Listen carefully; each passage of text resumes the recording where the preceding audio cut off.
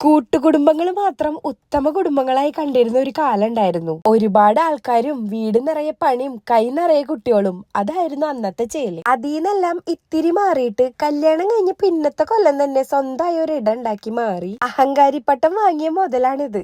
ഇതെന്റെ അമ്മായി. അവരുടെ 28ാമത്തെ വയസ്സിൽ 1 രൂപ പോലും കടയില്ലാണ്ട് വാങ്ങിയ വീടാണ് ഈ കാണുന്നത്. അമ്മായിയും മാമനും വീടെടുത്ത് മാറിയ സമയത്തൊക്കെ പിള്ളേര് മുറിവിട്ട് വലുതാവണ പ്രായമാകുമ്പാണ് ഈ കൂട്ടുകുടുംബത്തിന്ന് ഒരു മോചനം ഉണ്ടാവാറുള്ളൂ. പക്ഷെ അന്നത്തെ കാലത്ത് തന്നെ കുറച്ചധികം എതിർപ്പുകൾ മറികടന്നാണെങ്കിലും അമ്മായിയുടെയും മാമന്റെയും സ്വപ്നമാണ് ഈ അൻപ്. പണ്ട് ഇവിടെ ഈ വീടും 2 തെങ്ങും മാത്രമേ ഉണ്ടായുള്ളൂ. പിന്നെ ഇവരെന്നെ നട്ട് നനച്ചുണ്ടാക്കിയതാണ് ഈ മാവും പ്ലാവും കണിക്കൊന്നയും മന്ദാരവും നന്ദ്യാർവട്ടവും ഒക്കെയുള്ള ഈ വീട്.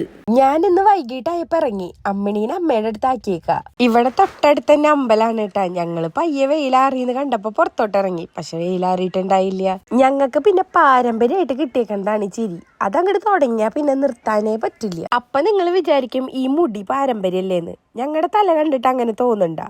ഈ മുടി നല്ലോണം കഷ്ടപ്പെട്ടിന്റെ വളർത്തണത്. അതിന്റെ ചെട തീർക്കാൻ തന്നെ വേണം ഒരു അരമണിക്കൂർ ഡെയിലി.